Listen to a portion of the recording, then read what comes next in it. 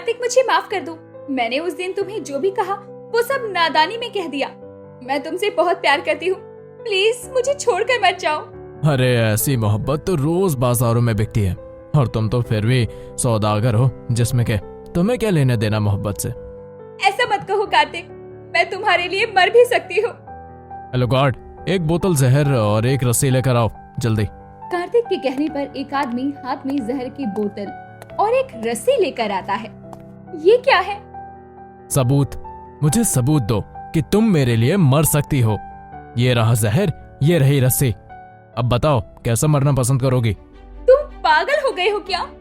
नहीं, पहले पागल था मैं, अब संभला हूं। इसलिए या तो मरो या आज के बाद दोबारा मेरे सामने मत आना, वरना जान ले लूंगा तुम्हारी। वाह भाई, आखिर तूने अपनी मोहब्बत का इंतकाम ले ही लिया। रितिका, मैं काफी दिनों से तुमसे कुछ कहना चाहता हूँ। अच्छा कहो ना कार्तिक, क्या बात है? इतना परेशान क्यों लग रहे हो? वो बात यह है कि मैं तुमसे बहुत प्यार करता हूँ, लेकिन कभी बताने की हिम्मत नहीं हुई। तुम्हें पता है, मैं भी आज तुमसे यही कहने आई थी, लेकिन फिर मुझे लगा कि कहीं तुम मना ना कर दो, इसीलिए अपनी मोहब्बत का इजहार करने से डर रही थी। अरे ये तो बहुत अच्छी बात है कि तुम मुझसे प्यार करती हो। कार्तिक रितिका के करीब जाने ही वाला होता है कि तभी जोर जोर से ठक ठक की आवाज आती है और कार्तिक की नींद खुल जाती है। जो क्लास में बैठा दिन में सपने देख रहा था, उसके सामने उसकी दोस्त रितिका खड़ी थी, जो उसे देखकर मुस्कुरा कर कहती है, अरे कार्तिक, ये तुम क्या कर रहे हो? दिन में सपने देख रहे हो क्या? और इतना मुस्कुरा क्यों रहे हो, जैसे सपने में कोई परी देख ली हो। हाँ, परी ही थी। क्या पागल हो गए हो क्या? अरे कुछ नहीं, बस ऐसे ही नींद आ गई थी तो सो गया था। ये तुम्हारा घर नहीं जहाँ तुम जब मर्जी सो जाओ, कॉलेज है। अगर सर ने देख लिया तो तुम्हारी खटिया खड़ी कर देंगे। चलो अब घर जाने का वक्त हो गया है। हाँ चलो चलते हैं। रितिका और कार्तिक दोनों ही बचपन से अच्छे दोस्त थे। वहीं कार्तिक रितिका को बहुत पसंद करता था, लेकिन वो उससे अपने प्यार का इजहार नहीं कर पाता। एक दिन कार्तिक अपने फोन में रितिका की तस्वीर देख रहा था, तभी वहाँ उसका दोस्त राघव आता है और कहता है, अरे कार्तिक, ये तो रितिका की तस्वीर है ना? नहीं तो ये तो ऐसे ही। देख, मुझसे मत छुपा, मैं तेरा दोस्त हूँ। मुझे मालूम है तू रितिका को बहुत पसंद करता है ना? हाँ यार, करता तो हूँ। फिर उसे अपने मन की बात बता क्यों नहीं देता? क्या डरता हूँ कि कहीं मेरी मोहब्बत के इजहार को वो इनकार करके हमारी दोस्ती भी खत्म ना कर दे। लेकिन भाई, अगर तूने अभी उसे नहीं बताया तो कोई और बाजी मार ले जाएगा।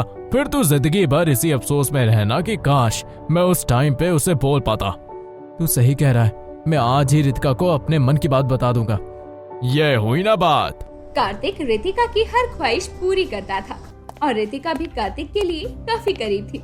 वो उससे अपनी सभी बातें शेयर करती, लेकिन कार्तिक अब अपने दिल की बात रितिका से कहने की ठान चुका था और हिम्मत करके रितिका के पास अपने दिल की बात बताने आ जाता है। जैसे उसने सपने में देखा था, सब कुछ वैसा ही होता है। रितिका ने तो बिल्कुल वैसे ही कपड़े पहने हैं जैसा मैंने अपने सपने में देखा था। क्या हुआ कार्तिक, तुम इतना घबरा क्यों रहे हो? ये तो बात भी वैसे ही कर रही है जैसे सपने में कर रही थी। ओहो कार्तिक, अब कहो भी, और कब तक यहाँ मुझे देखते रहोगे? रितिका, असल में बात यह है कि मैं तुम्हें बहुत दिनों से ये बात बताना चाहता था। मैं तुमसे बहुत प्यार करता हूँ। सब कुछ बिल्कुल मेरे सपने की तरह हो रहा है और अब मुझे पता है रितिका का जवाब हाँ ही होगा। क्या पागल हो गए हो क्या? सुबह सुबह भांग का नशा कर लिया है या कोई गलत संगत में बैठने लगे हो आजकल? क्या हुआ रितिका, तुम्हें मुझसे प्यार नहीं है? प्यार? वो भी तुमसे? अपनी शक्ल देखी है तुमने? अरे तुमसे ज्यादा तो मेरे घर का तवा सुंदर होगा। तुम्हें लगता है तुमसे प्यार करती हूँ?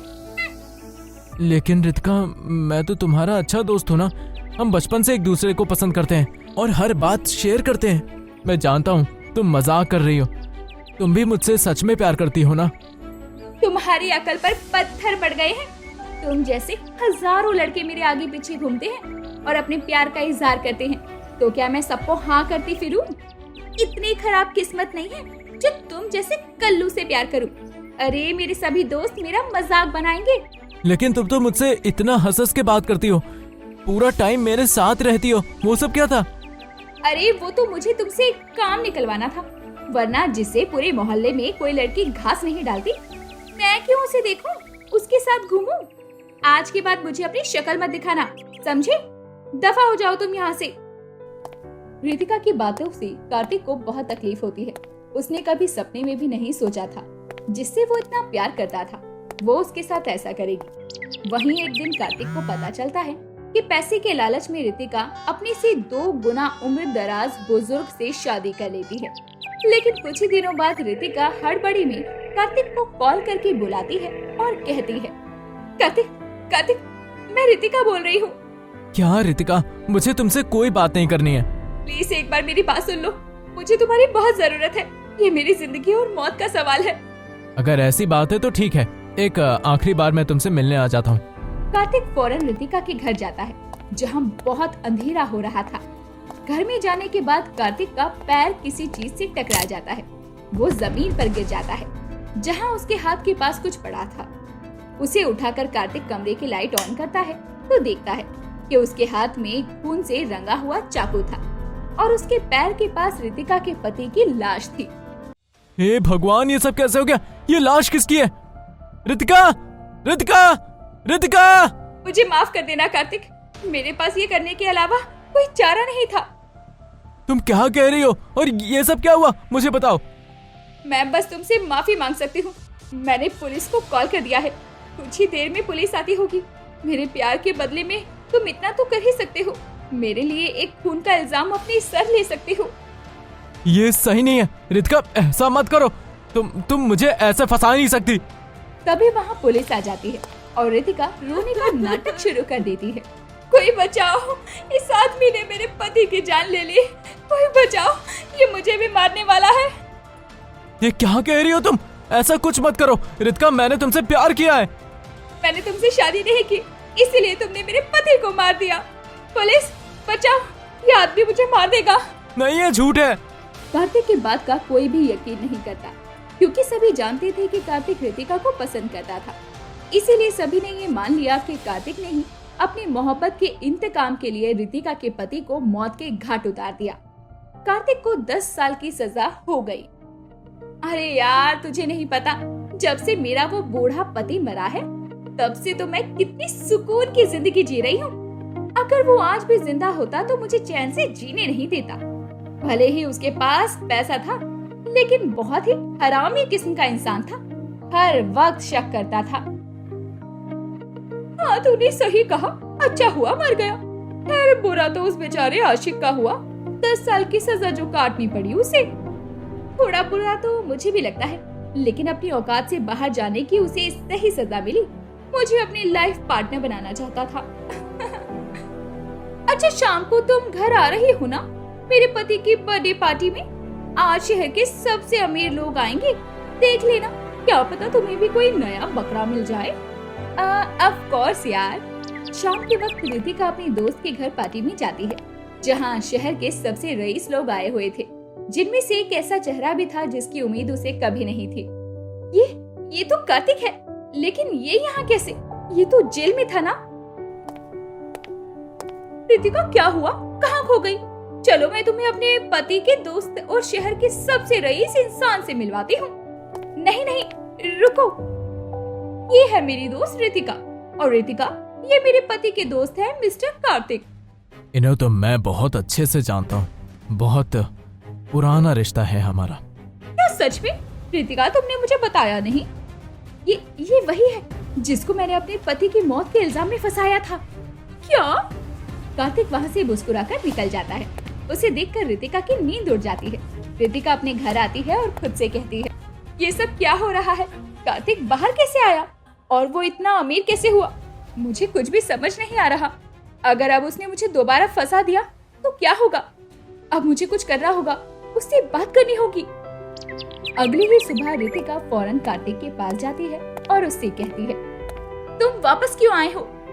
अरे तुम आ गई, मुझे यकीन था तुम वापस जरूर आओगी, वरना मैं ही आने वाला था।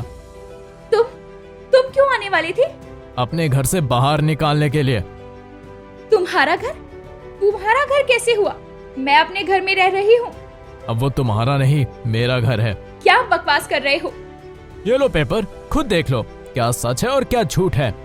रितिका जब वो पेपर देखती है तो उसमें उसकी सारी प्रॉपर्टी कार्तिक के नाम होती है। ये देखकर रितिका को कुछ समझ नहीं आता कि क्या हो रहा है। लेकिन ये सब कैसे हुआ? देखो ये सब बस किस्मत है। जिसके खून के इल्जाम में तुमने मुझे सजा करवाई थी, उसी का बड़ा भाई मुझे जेल में मिला था, जो इस पूरी जायदाद का मालिक था। उसको भी मेरी तरह उसके भाई ने कत्ल के इल्जाम में फंसाया था और वो इस बात से अनजान था कि अभी तक उसकी तमाम दौलत उसके नाम नहीं है। और ठीक उसकी तरह तुम भी इसी वहम में थी। लेकिन तुम इस दौलत के हकदार कैसे हो सकते हो? उस जेल में उसके कई सारे दुश्मन थे जो उसकी जान लेना चाहते थे और कुछ तो कामयाब भी हो गए। लेकिन मैंने उसको बचा लिया और मरने से पहले उस आदमी ने अपनी बेशुमार दौलत का मालिक मुझे बना दिया। और तो और जेल में मेरे अच्छे बर्ताव को देखते हुए सरकार ने मेरी सजा 10 से 5 साल कम कर दी। फिर बाहर आकर मैंने उसका कारोबार संभाला बिना तुम्हें खबर लगे, और फिर तुमसे बदला लेने का प्लान बनाया और सही मौका देखकर चौका मार दिया।